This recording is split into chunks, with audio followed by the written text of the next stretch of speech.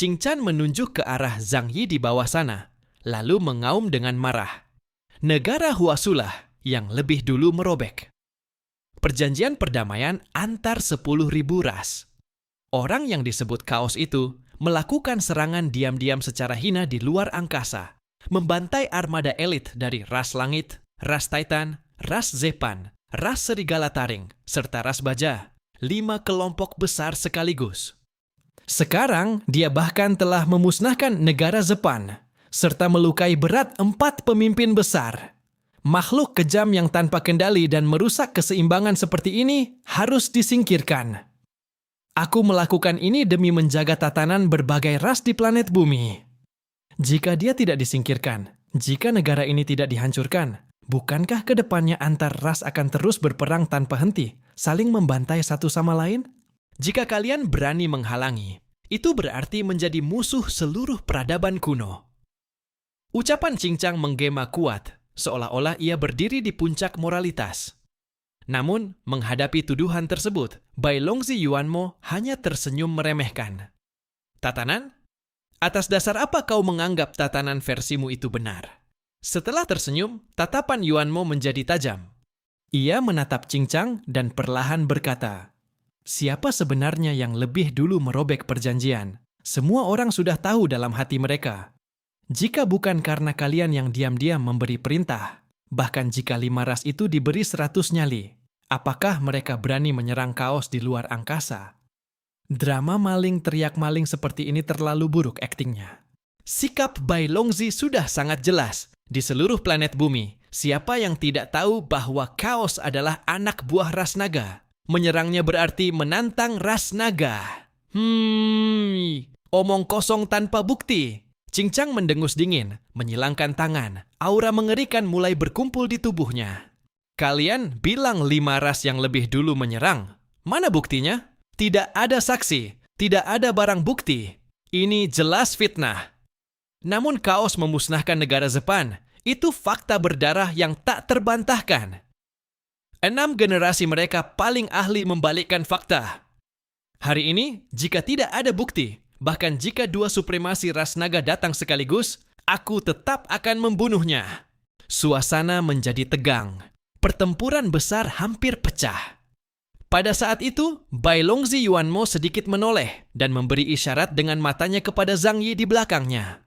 Zhang Yi, karena ada yang tidak akan percaya sebelum melihat bukti nyata, maka biarkan dia mati dalam pemahaman. Mendengar itu, sudut mulut Zhang Yi terangkat membentuk senyum mengejek yang sudah lama ia siapkan. Ia dengan sopan mengangguk kepada Bailongzi dan Heilong. Baik, tuan berdua.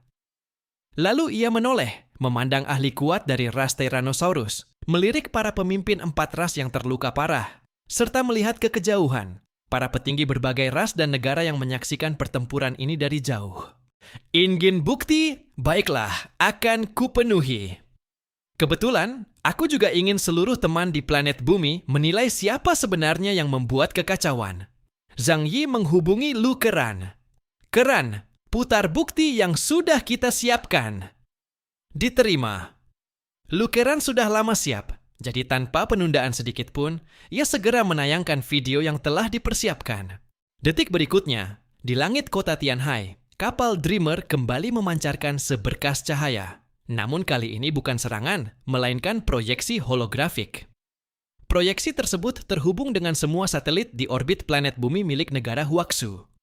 Beberapa saat kemudian, di langit muncul sebuah gambar yang sangat besar dan sangat jelas. Begitu besar hingga siapapun yang tidak buta bisa melihatnya dengan jelas. Bahkan yang buta pun masih bisa mendengar audionya. Itu adalah pemandangan luar angkasa. Di samping sebuah benda langit raksasa berbentuk struktur spiral ganda berwarna biru, 6 kapal perang luar angkasa, 1 besar dan 5 kecil, melayang perlahan, hampir diam satu sama lain. Tiba-tiba, dalam gambar, armada 5 ras memperlihatkan taring mereka. Meriam mulai mengisi energi, mengepung kapal Dreamer yang sendirian. Kemudian, sebuah rekaman audio yang telah dipulihkan dengan cermat menggema ke seluruh dunia. Dia akhirnya datang. Sesuai rencana, paksa dia masuk ke koridor bintang, dia pasti mati. Chaos harus mati, dan negara Huaxu juga akan segera hancur. Manfaatkan karakteristik koridor bintang untuk membuatnya mati tanpa sisa. Banyak percakapan tersebut berasal dari rekaman saat Zhang Yi bertarung melawan para ahli dari 5 ras. Di antara 10.000 ras, tidak sedikit peradaban tingkat tinggi, sehingga mereka dapat dengan mudah membedakan bahwa suara itu bukan hasil rekayasa. Kemudian, gambar beralih menjadi adegan armada 5 ras menembak. Gambar tersebut memang telah diedit dan bukan versi asli, tetapi terlihat jelas bahwa armada 5 raslah yang lebih dulu menyerang. Dan suara-suara itu dengan jelas mengungkap ambisi mereka. Fakta sudah jelas, bukti tak terbantahkan. Ini adalah jebakan pembunuhan sepenuhnya, dan Zhang Yi hanyalah korban yang terpaksa melawan. Seluruh dunia, berbagai ras pun gempar. Jadi benar 5 ras yang lebih dulu menyerang. Tak tahu malu, masih berani datang dan memutarbalikkan fakta. Sebenarnya mudah dipahami. 5 ras mengepung negara Huaxu. Wilayah itu adalah tanah paling subur, tempat yang akan menjadi lahan terbaik untuk generasi ke-7 di masa depan. Mereka pasti berebut. Sayangnya, mereka tidak menyangka bahwa yang mereka tendang bukan sekadar besi biasa, melainkan besi merah membara dengan kaki telanjang. Arah opini publik langsung berbalik. Meskipun berbagai ras tidak terlalu peduli pada kebenaran, mereka memiliki kesepakatan tak tertulis yang disebut kebenaran. Hanya dengan kebenaran, mereka bisa berdiri tegak. Ini juga merupakan cara bagi peradaban tingkat menengah dan rendah untuk melindungi diri, sehingga mereka berusaha keras menjaganya. Di dunia ini, yang paling membenci penjajah justru adalah aliansi peradaban kecil dan menengah tersebut. King Chang menatap proyeksi besar di langit. Wajahnya menjadi sangat buruk. Ia tidak menyangka bahwa dalam situasi seperti itu, Zhang Yi masih bisa menyimpan rekaman yang begitu lengkap. Apa yang terjadi di kedalaman kosmos, selain Zhang Yi tidak ada yang tahu. Kini saat King Chang melihat rekaman itu, ia merasa penuh kejanggalan. Misalnya, sesuai rencana, 5 ras seharusnya memancing Zhang Yi masuk ke koridor bintang, lalu memanfaatkan bahaya di sana untuk membunuhnya. Bukan bertindak bodoh dengan menyerang sebelum mencapai tujuan, bahkan setelah menempuh jarak tahun cahaya. Ini palsu, King Chang berkata dengan nada dingin.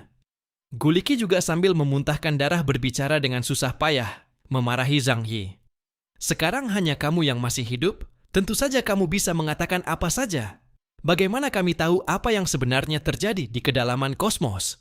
Zhang Yi meliriknya dengan dingin. Dalam hati mencemooh, omong kosong, sekarang hanya aku yang hidup, jadi tentu saja apa yang kukatakan menjadi kebenaran.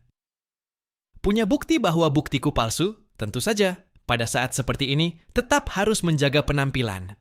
Maka Zhang Yi dengan wajah penuh kesedihan, menunjuknya dan memarahi. Aku awalnya mengira 5 ras kalian adalah ras yang bersahabat, karena itu aku mau bekerja sama dengan kalian. Tak kusangka kalian berhati serigala. Kalian yang memulai operasi, bahkan pergi ke luar angkasa pun, kalian memohon berkali-kali hingga aku setuju. Sekarang buktinya juga ada di tanganku, dan kalian masih berani keras kepala, melemparkan tanggung jawab kepadaku. Guliki, aku belum pernah melihat orang setebal muka sepertimu. Apakah itu palsu atau tidak, semua orang punya mata untuk melihat. Bai Longzi berkata dengan tenang, metode enkripsi aliran data tidak mungkin dipalsukan di hadapan kita. Fakta sudah sangat jelas, meskipun dapat dilihat bahwa Zhang Yi pasti tidak sepenuhnya tidak bersalah, namun hanya dia yang memiliki bukti. 5 ras besar itu tidak memiliki bukti apapun untuk membuktikan bahwa mereka tidak bersalah. Terlebih lagi, saat ini hati mereka sendiri juga tidak tenang. Karena memang benar merekalah yang merancang jebakan untuk membunuh Zhang Yi. Hanya saja pada akhirnya gagal. Namun, ketika semua orang teralihkan perhatiannya oleh konspirasi 5 ras besar itu, beberapa peradaban kuno dan petinggi negara manusia yang berpikiran dalam, seperti Vishnu, Indra, seperti Raja Arthur, Morgan, serta kaum Construct, bahkan beberapa keberadaan dari ras Abyss, justru menatap tajam ke arah benda langit raksasa di latar belakang gambar. Itu adalah koridor langit berbintang. Selain itu, dalam salah satu cuplikan video yang tampak tidak disengaja, Yang Xin sengaja mempertahankan satu atau dua kalimat percakapan yang tampaknya tidak penting. Selama kita mendapatkan benda di dalamnya, kita akan memiliki harapan untuk naik ke tingkat Omega. Itu adalah tangga menuju tingkat Omega. Harta karun ras langit berbintang harus kita rebut bersama. Meskipun kedua kalimat itu hanya muncul sekilas, bahkan suaranya agak samar, namun di telinga para monster tua yang telah terjebak di bottleneck selama bertahun-tahun, kata-kata itu bagaikan petir yang meledak. Ras langit berbintang, harta karun? Tangga Omega!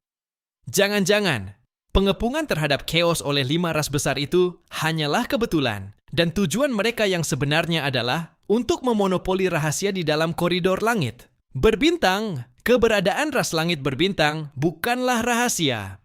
Itu adalah ras paling bersinar dalam sejarah alam semesta. Benar, mungkin mereka bukan yang terkuat, tetapi mereka pasti yang paling mencolok. Karena mereka adalah ras tempur paling tangguh di antara generasi keempat manusia.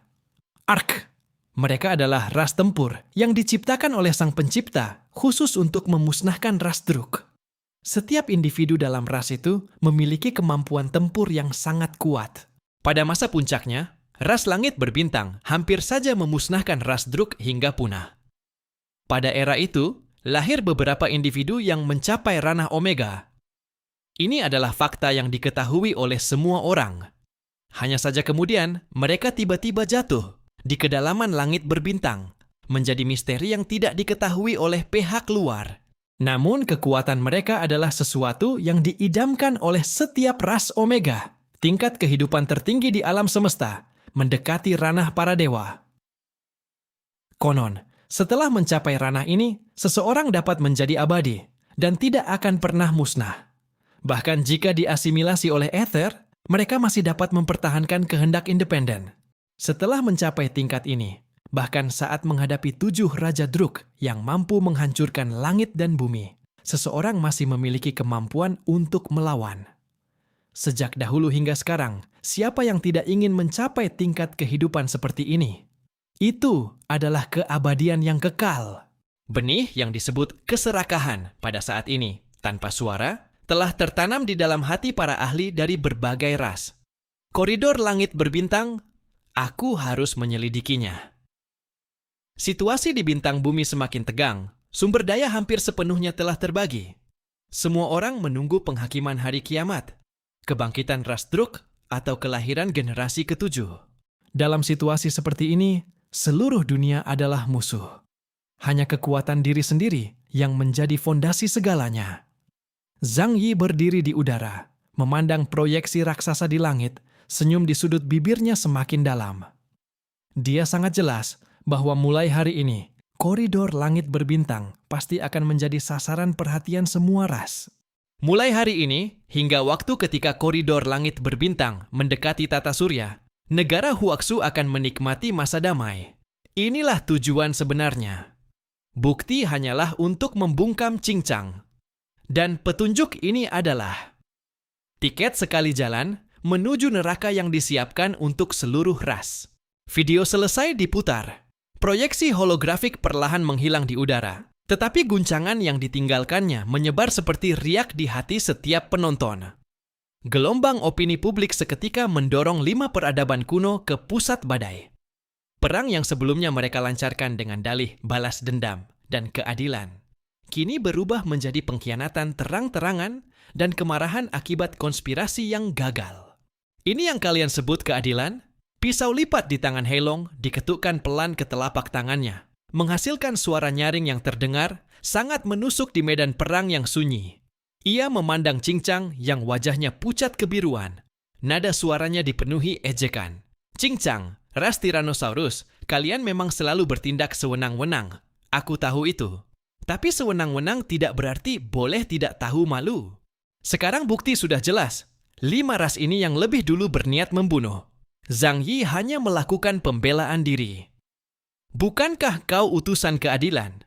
Bukankah kau ingin menjaga perdamaian bintang bumi? Sekarang, siapa yang seharusnya kau serang, kau pasti sudah tahu, bukan? Kata-kata ini langsung menampar wajah Qing Chang, membuat ekspresinya menjadi sangat buruk.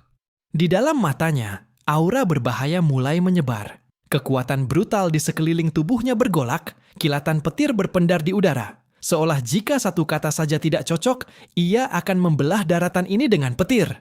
Bai Longzi perlahan mengangkat pedang kembar di tangannya, tetap menunjuk ke arah Qing Chang. Aura tajam itu mengunci setiap pergerakan energi Qing Chang. Jika ingin bertarung, maka bertarunglah. Ras naga tidak pernah takut terhadap tantangan apapun. 200 juta tahun yang lalu, kalian tidak bisa. Sekarang pun tetap sama. Ucapan Yuanjing singkat namun tegas, menunjukkan tekad ras naga untuk melindungi negara Huaxu sampai mati. Qing Chang menatap Zhang Yi dengan tajam. Di mata vertikal emasnya, amarah hampir menyembur keluar.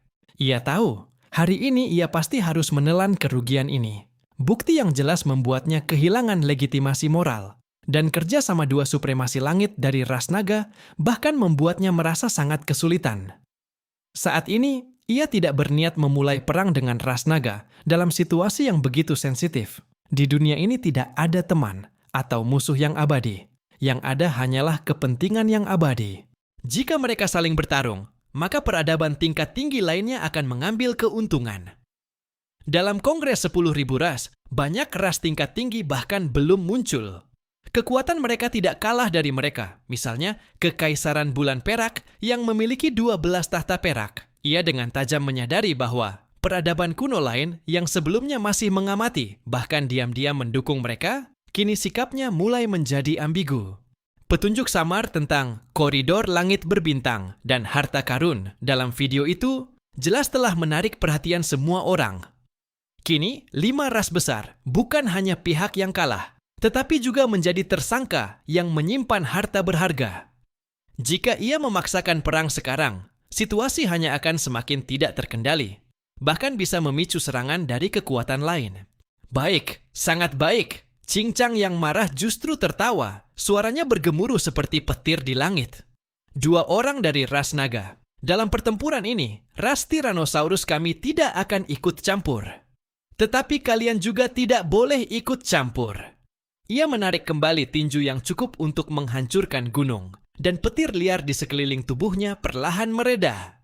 Situasi yang semula berada di ambang ledakan, karena campur tangan 2 maha penguasa dari ras naga, serta serangan balik Zhang Yi berupa bukti video yang penuh daya hancur, berubah menjadi ketenangan yang aneh.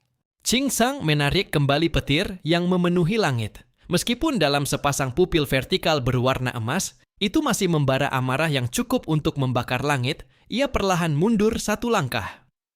Karena buktinya sudah jelas, ras Tyrannosaurus, kami tidak sudi melakukan hal yang memalukan, seperti terus memaksa tanpa hasil. Pertempuran hari ini, kita akhiri sampai di sini. Suara Qing Chang bagaikan benturan logam, mengguncang gendang telinga setiap orang. Ia menoleh ke arah Yuan Mo dan Yuan Jing di kejauhan, lalu berkata dingin, "Yuan Mo, karena kalian ingin melindunginya, maka aku akan memberi muka kepada kalian. Dalam perang ini, aku, Qing Chang, tidak akan turun tangan secara langsung lagi. Tetapi ras naga kalian juga tidak boleh ikut campur." Setelah berkata demikian, ia menyilangkan kedua tangannya di dada, bagaikan gunung iblis purba yang tak tergoyahkan, berdiri kokoh di kehampaan jauh, mengambil sikap sebagai seorang pengamat. Namun secara samar, ia tetap membentuk posisi saling berhadapan dengan 2 maha penguasa langit tersebut. Pemandangan ini membuat para penonton di seluruh dunia merasa bingung. Apa yang terjadi? Qing Chang benar-benar mundur. Aneh. Dengan situasi sekarang, kaos sudah sepenuhnya berada di atas angin. 4 pemimpin besar terluka parah di ambang kematian. Para pengguna kemampuan tingkat uskup juga mengalami korban besar. Jika Qing Chang tidak bertindak, pasukan gabungan 4 ras itu pasti akan dibantai habis oleh kaos. Apakah ras Tyrannosaurus benar-benar seadil itu? Atau mereka masih punya rencana lain? Bahkan Bai Longzi Yuan Mo pun sedikit mengernyitkan dahi, sementara He Long Yuanjing mengetuk ringan pisau lipat di tangannya ke telapak tangan. Kilatan keraguan melintas di matanya. Namun, Zhang Yi yang berada di pusat medan perang sama sekali tidak menunjukkan tanda-tanda relaksasi. Sepasang matanya yang mampu menembus ruang dan waktu perlahan berpindah dari tubuh 4 pemimpin besar, lalu mengarah ke kehampaan di sampingnya yang tampak kosong. Di sana tidak ada apa-apa, hanya angin dingin yang menggulung asap mesiu. Namun, dalam persepsi Zhang Yi, di sana justru berdiam segumpal niat jahat yang lebih kental daripada jurang terdalam. Zhang Yi tiba-tiba mencibir dingin. Pedang penghakiman abadi di tangannya sedikit berputar. Ujung pedang menunjuk ke arah kehampaan itu. Sudah datang, masih mau terus bersembunyi. Perlu aku undang keluar. Suara Zhang Yi tidak keras, tetapi membawa hawa dingin yang menembus jiwa. Begitu kata-katanya jatuh, hehehe. Tawa menyeramkan tiba-tiba terdengar di kehampaan. Suara itu seperti kuku yang menggores papan tulis, juga seperti bisikan arwah-arwah penuh dendam di telinga, membuat kulit kepala meremang dan pikiran goyah. Tak lama kemudian, langit yang semula cerah tiba-tiba menjadi gelap. Bukan karena awan hitam menutupi matahari, melainkan kabut hitam aneh yang tanpa tanda muncul dari celah-celah ruang. Kabut hitam itu dengan cepat menyebar, dalam sekejap menutupi area beberapa kilometer di sekitar Zhang Yi. Di dalam kabut tersebut, cahaya ditelan, suara terputus, bahkan penelusuran kekuatan mental pun terhalang oleh kekuatan kental yang aneh. Bagus, sangat bagus. Kau ternyata bisa menemukan keberadaanku. Suara suram itu bergema di dalam kabut, berpindah-pindah tanpa arah yang jelas, mustahil dilacak posisinya. Sepertinya 5 tahun pengembaraanmu di antara bintang-bintang tidak sia-sia. Kaos. Zhang Yi berdiri di tengah kabut hitam. Baju perang kaisar putih memancarkan cahaya redup, menahan kabut yang mencoba mengikis tubuhnya. Tatapannya tenang, seolah ia sudah lama menduga siapa yang datang. Ras yang mampu mengganggu pikiranku tanpa suara, bersembunyi di dalam kehampaan. Aku hanya bisa memikirkan satu. Kau adalah ahli dari ras Nightmare, benar? Zhang Yi perlahan mengucapkan nama itu.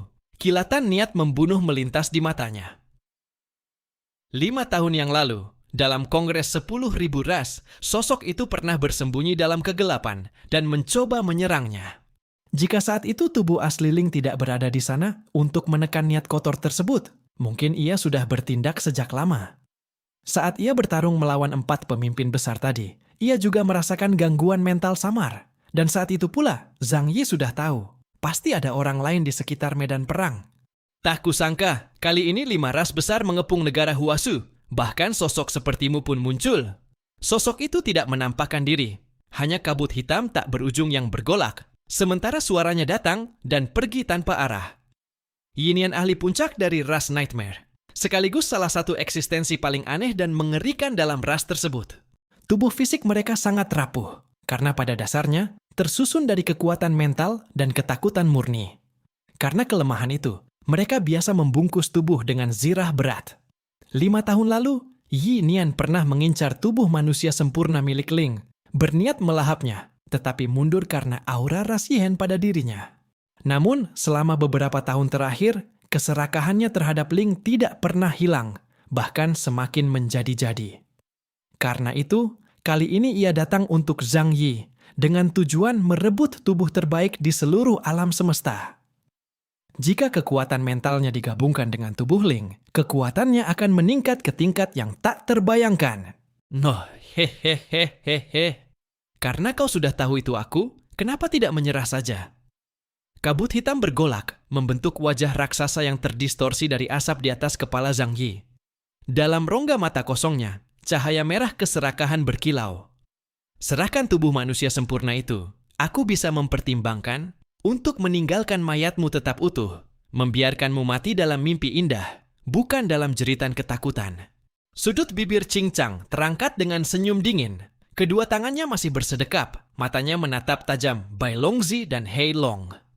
Tak heran ia setuju untuk tidak turun tangan, ternyata masih ada pihak lain di tempat ini. Seseorang berseru kaget. Itu Yi Nian dari ras Nightmare. Kali ini, Kaos benar-benar dalam bahaya. Orang ini jelas salah satu yang paling tidak ingin kuhadapi di tingkat Black Knight. Sejak zaman kuno, ras Nightmare sudah sangat kuat. Karakteristik kemampuan mereka terlalu licik. Bahkan menghadapi lawan dengan indeks kemampuan lebih tinggi pun, mereka masih bisa menang. Chaos baru saja naik ke tingkat Black Knight. Bagaimana mungkin ia melawan sosok seperti itu? Menurutku, kali ini Chaos benar-benar dalam bahaya. Ucapan mereka bukanlah berlebihan. Ras Nightmare adalah ras yang mengkhususkan diri pada kekuatan mental, sangat sesat dan sulit dihadapi. Jika sedikit saja lengah saat menghadapi mereka, bahkan dengan indeks kemampuan jauh lebih tinggi, seseorang bisa terseret ke dalam mimpi aneh, lalu dibunuh di sana. Hanya kau? Setelah mendengar ancaman Yinian, Zhang Yi hanya mencibir. Pedang panjang di tangannya diayunkan dengan tajam. Dulu mungkin aku bukan lawanmu, tetapi sekarang, aku bukan lagi White Knight yang bisa dipotong sesuka hati. Di ranah Black Knight ini, aku tidak takut pada siapapun. Sombong? Suara Yinian tiba-tiba menjadi tajam. Kau pikir setelah naik ke Black Knight, kau menjadi tak terkalahkan? Di dunia ini, ada kekuatan yang tak akan pernah bisa kau pahami.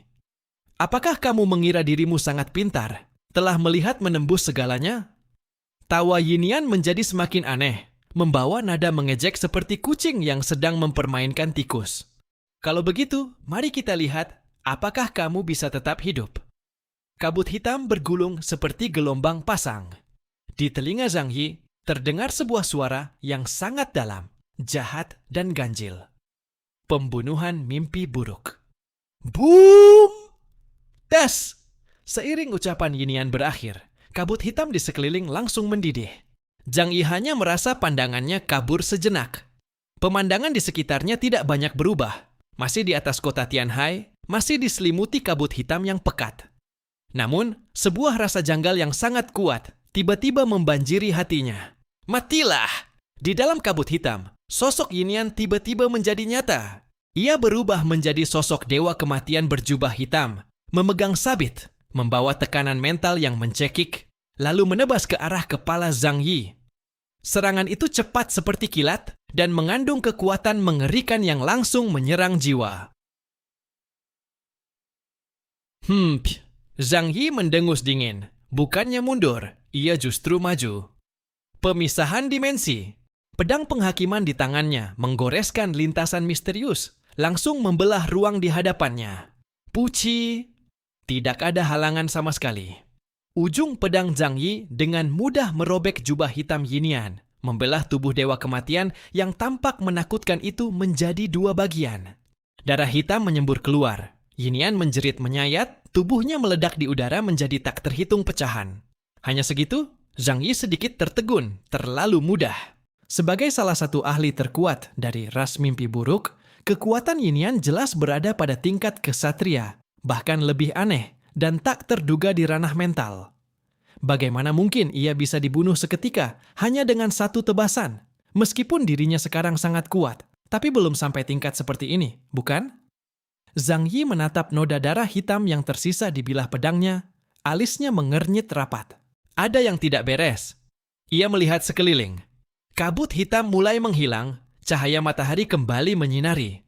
4 pemimpin besar di bawah masih berlutut di sana. Di kejauhan, Cincang masih berdiri dengan tangan bersedekap. 2 mahatinggi dari ras naga masih mengamati. Semuanya tampak kembali normal.